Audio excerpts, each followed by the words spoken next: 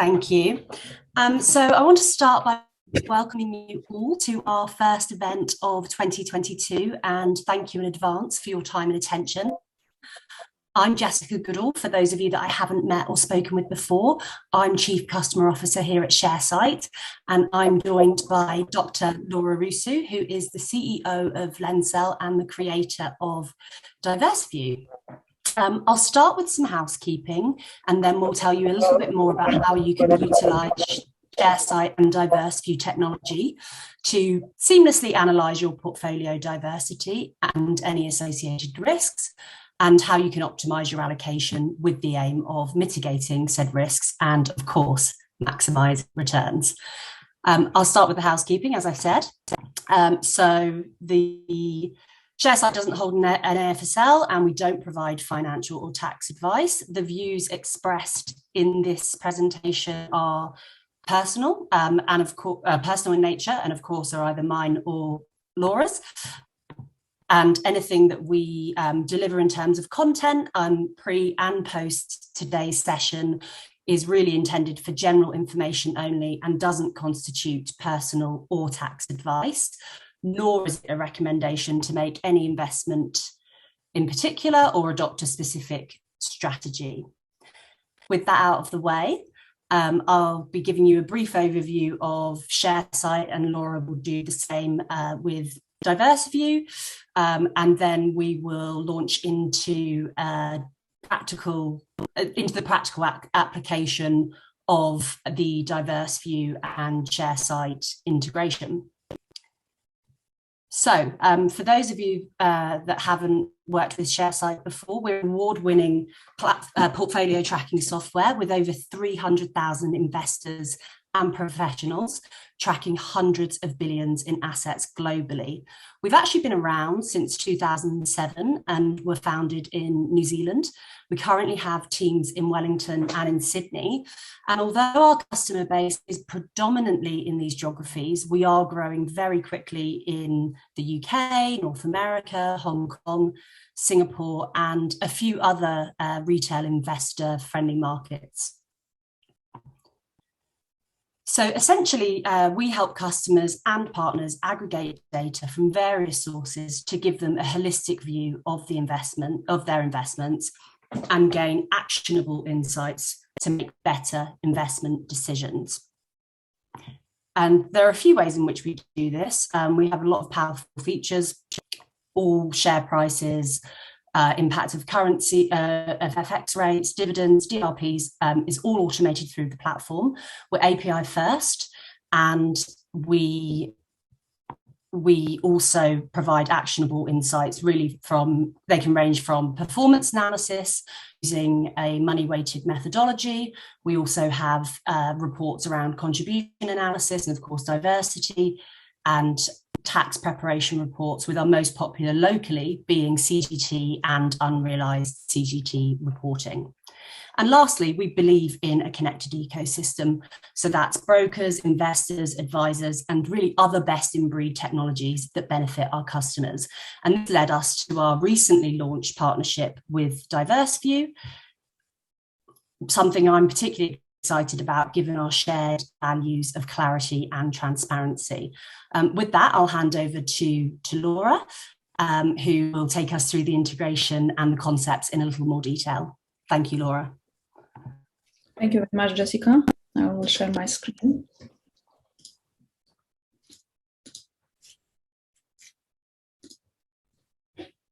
So thank you very much, everyone, for attending today, and thank you, Sharesight team, for running this webinar together to discuss about our work and how we integrate and how we can partner to help investors make better decisions. I will start by saying that I'm not a licensed financial advisor, like Jessica mentioned about the disclaimer, which we need to make. I'm just an investor myself. I'm a former software engineer, research scientist, a lecturer. I left IBM Research in 2019 to build LENSELL as a platform for corporate performance democratization. So everything in this webinar is about how to use technology smartly to help make better decisions. And all securities which I mentioned are for just exemplification only. Of course, you need to do your own research, consult a finance professional if you have one, or do your own work. Before starting, I'd like to share with you these two citations from two people you probably heard about, Benjamin Graham and Ray Dalio. First one saying that the essence of investment management is in the management of risk, not management of returns. And second, about the most important thing an investor should know is how to diversify well. And I think these two are very kind of two important pillars of our conversation today and of investor journey in general. First, a bit about Diversiview and the story behind it. As I mentioned, I'm an investor myself, and I came across the problems which Diversiview solves now just after I started to think about investing. For example, I could find the price graphs everywhere on different platforms. Some investment platforms even provided some company fundamentals. Some provided some little information about risk in form of security beta, for example. But all information, for example, about diversification was very high level, just a sort of breakdown across industries or asset type of geographies.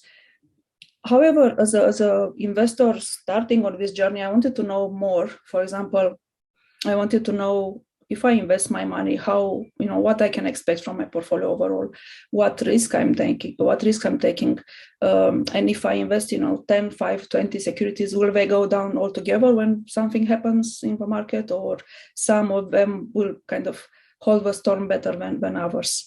And also, you have an amount of money, how do you split between your investments which you think are valuable in such a way to get better return? So all these sort of questions which I'm sure everyone has. So Diversiview was born from the idea of using what data was available, the technology which is very, very advanced, and the financial knowledge and financial research which was done already by brilliant minds before, and use all this to build a tool to help self-directed investors to get better insights and make better decisions. So I see it as a support tool, not as a robo advice or something. The decision is still with you, the investor. But if you get to know about what options you have and how you can strategize and optimize better your portfolio, the entire investing process should be more transparent and less of a guesswork. So from my experience and from talking to different investors and different financial advisors and friends and so on, figure out that the entire journey is actually can be split in 4 stages, and it is continuous until you really stop being an investor. And the first one should be on you as an investor. So you have some goals. You have personal circumstances, of course. You may want to buy a house, you may want to go on a long holiday, or you just want to retire. There will be a duration to those goals. It's one thing to save for something in 5 years or 10 years, and another thing to plan for retirement in 30 years. So everyone has some expectations to get somewhere. And of course, everyone has a risk tolerance level. So some people are more risk adverse, some people are more prone to risk, and that of course will affect how they will assume risks in general in their investing journey. So the focus on investor will create this risk and return expectations, how much return you expect and what risk you are prepared to take to get to that return. And what to do next? You go to research. So you try to find the best investments which you like. Of course, again, you have some personal values. You may be interested in green energy. You may be interested in biotechnology. Whatever it is, you'll do some work. You'll look at some, financial performance, do some fundamentals analysis or technical analysis. You may also look at non-financial performance if you, are interested in how the operations impact on environment or other ESG aspects. And of course, you need to consider the context and the risks which may impact on that, the company or that investment. And the entire assessment you do comes back to your risk and return expectations. You have something in mind when you do that research. And when you end up with a number of investments which you think are suitable for you to get to that goal, and you need to build a portfolio now. So you want to have a diversified portfolio. You want to kind of benchmark and compare that portfolio with another one, with an index or with a market. You want to be able to do comparisons. And then you want to do that asset allocation, which I mentioned. How do you split your money in such a way that, again, the total return and the total risk you take align with your risk and return expectations, which you set initially.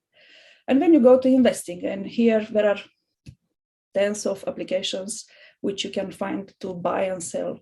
But as you see, before buy and sell, there are a lot of steps and there is a lot of work which needs to be done.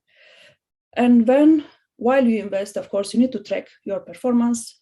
You need to maintain your portfolio, track the performance, again, benchmark with different indexes or aspects. Then reporting, of course, legal taxation. And then you probably need to reassess your goals at some point, reassess the risks at some point from your perspective, like a personal goals and risks, but also the general context and economic, political, and so on. So you may want to invest or divest, and the circle continues. You go back to investment research and so on. So as I said, this will never stop until you stop being an investor.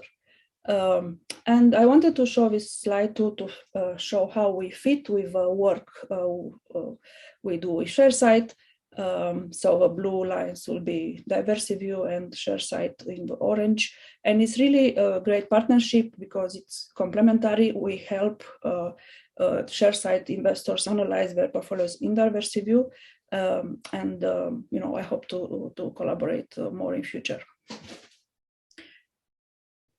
Before continuing, just want to point again that this risk and return expectation will stay at the kind of front of everything we discussed today, and actually need to stay at the front of everything you do in your investor journey.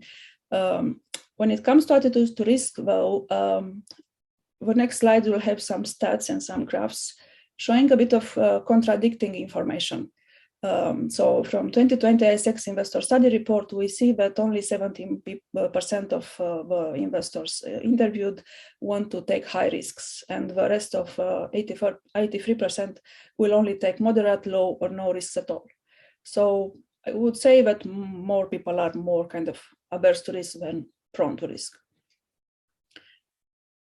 However, when you ask if your portfolio is diversified, when the study asked if their portfolio was diversified, 60% of people were confident that it was. 31% said no, so they didn't believe that their portfolio was diversified, and 9% had no idea at all. So I would also make a bit of bet that from 60% who really believe that their portfolio was diversified, some of them may have thought about the high-level diversification and not about a very deep diversification, which we'll discuss a bit later. And another slides. So this showing a bit of contradiction with what we discussed earlier. If 83% of people want to take moderate, low, or no risks, it shows that only 48% of people will consider potential risk when they invest. So these are the top consideration when investing from the same study. Most people, 65%, will consider the return, and some people will also consider need for diversification, and of course personal circumstances. But this is already a discrepancy between what people think they tolerate as risk and what they actually do when it comes to investing. And in my opinion, this focus on potential return is because everywhere around the discussion is it's about growth and income and returns and so on. And all the media and all articles and recommendations you can see online, especially focus on the return, and they don't discuss so much about risk. And if we go back to what Benjamin Graham said and what we discussed in those 4 steps, the risk is also very important. And we'll see later how it's important from a technical and mathematical perspective to actually calculate the asset allocation. So starting a bit more technical, as we discussed, the investor target is a good portfolio return. at a low risk measured by volatility of returns. And the portfolio return actually is a matter of asset allocation, how you split your money between investments, and the return of those individual investments. While the portfolio risk is a matter of, it's a function of asset allocation, so how you split between investments, the risk of individual investments, and the correlations between those individual investments. So we don't talk here about groups or industry groups, we talk about individual investments. And these are the formula. By showing the formula, I just don't want to make it very complicated, but I wanted to show that the weights are a shared variable between the risk and the return. So it's when you allocate and you do risk allocation, you do it with a view to increase your portfolio return and decrease, the risk. This is what everyone would want. So to get to a portfolio which will maximize your return and minimize your risk, you need to find investments which have a good return, of course, which this is what you want. Then you need to find investments that have a low volatility, low risk of loss, and low correlations between individual investments. So that highlighted letter there, row, shows the correlations between two individual investments. And correlations is about how, many of you probably already know, but I'm just saying for people who may not know, correlation is about how returns of two investments move in time in response to market changes. They can move together or have no relationship at all, or just move in different ways, in opposite ways. So it can range from 1, which is when they move, it's a perfect correlation when they move at the same time in the same way, or -1 when they move in the opposite direction at the same time. And okay, so next, after you and this is what you actually do when you find those low correlations between individual investments. This is what it means to diversify, is to find those low row there, because having that low correlation will give you a low portfolio risk, just from formula. And the next step will be to find the weights, that W, which will impact on both return and risk. So those weights, as I said, have a double function. They have to impact on the return and risk at the same time. So you need to maximize the return and minimize the risk at the same time. Yeah, so I think it's very important to consider that they both are two activities which are very critical to achieve, a good portfolio return at a low portfolio risk, to mitigate the risk with diversification, because they are related. Having a good diversification and low correlations will impact on your portfolio risk, and the asset allocation will impact on both. So they are both very important, and you need to consider both when you do your planning. To give an example of diversification, we took the top 10 from the top 20 ASX trades by Sharesight user base. So you may recognize this graph from Sharesight, which was published in December, about the top 20 most popular trades. So we took the top 10 just to see if you invested in those, how diversified it was. If you look at them just, visually, it will be very difficult to say which any pair of investments are or not correlated. You may maybe make a guess that BHP and Fortescue may be correlated because they are from the same industry, but it's really difficult to say the correlation between two of these ETFs here, or between an ETF and one of the stocks. So what you do, you take 10 years of price history where available, calculate the returns, and then calculate the correlation between them. And what most people recognize is a correlation matrix. You probably saw it in many places where you have this, line by column showing the correlations between any two investments in your portfolio. What I think is from a visual perspective and psychological perspective, our brain is not really trained to recognize this sort of image very, very quickly. So it's very hard to read. So this is for 10 stocks, securities. Imagine if you have 20 or more. It's very difficult to read. So we came up with a different view. I'm not saying it's better, it's just different because it can be interactive. So we show the diversification as a network diagram where the nodes are the securities and the lines are the correlation strengths. And the benefit is that you can, you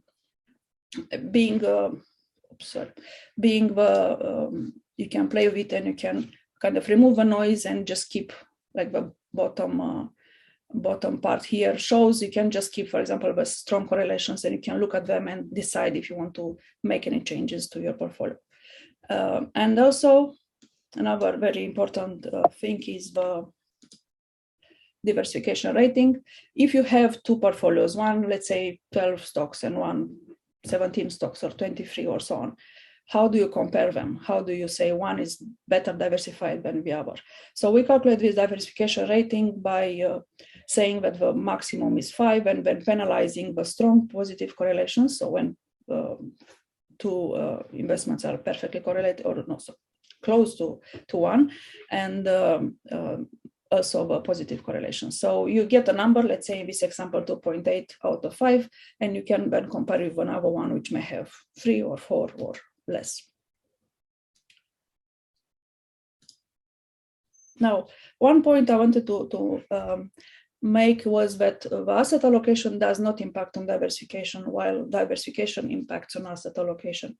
And what I mean is, the diversification refers to this row here, which we discussed, which is the correlation between individual investments. That will always be there. So if you have securities A and B and you have a correlation between them, that correlation may change in time, but it is not a function of weights.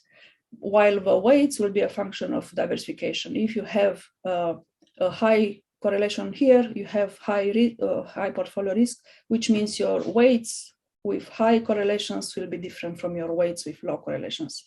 So it's just a matter of, again, mathematics.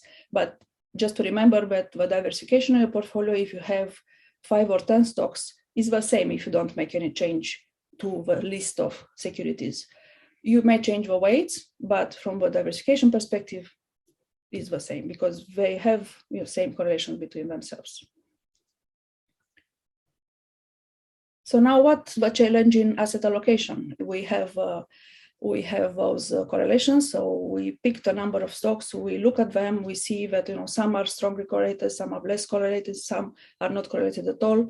And now we have two options. If we are happy, we want to continue with a set of securities, we need to find now the asset allocation which will maximize our return and minimize our risk.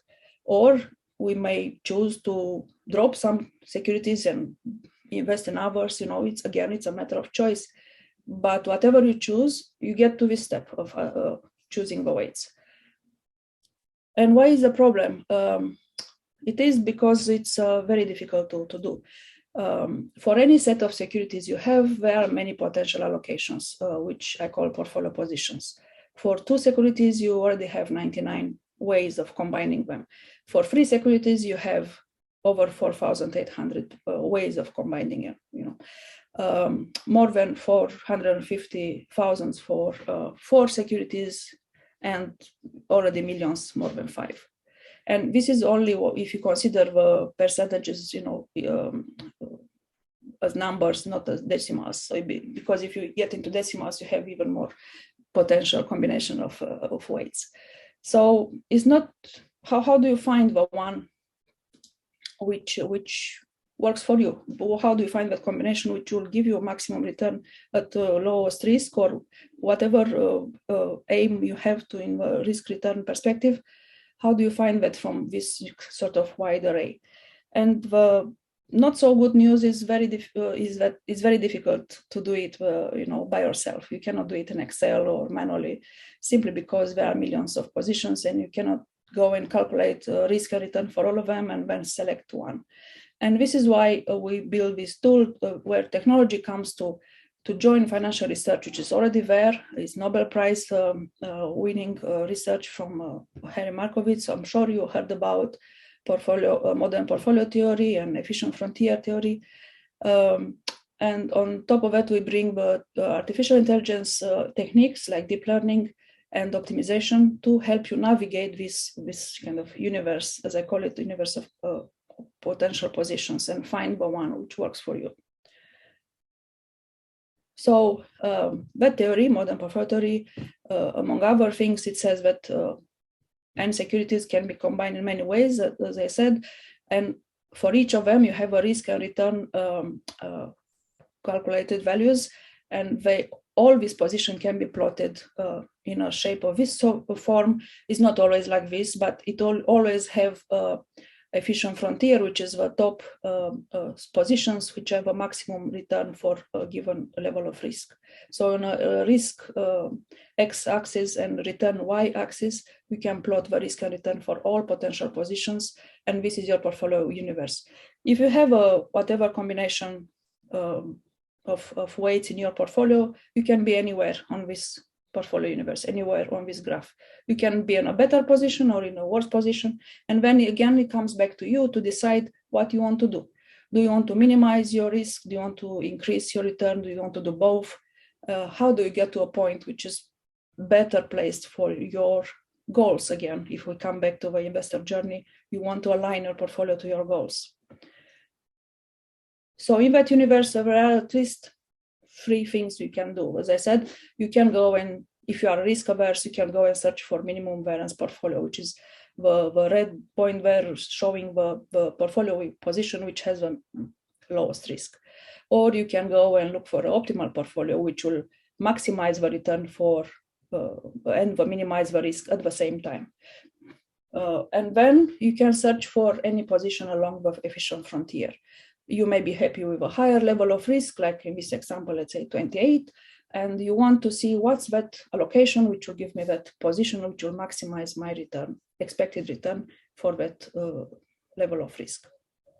And this is what Diversiview helps with, finding the minimum risk portfolio, finding the optimal portfolio, finding efficient frontier positions, as well as analyzing your diversification and some other indicators about the health of a portfolio.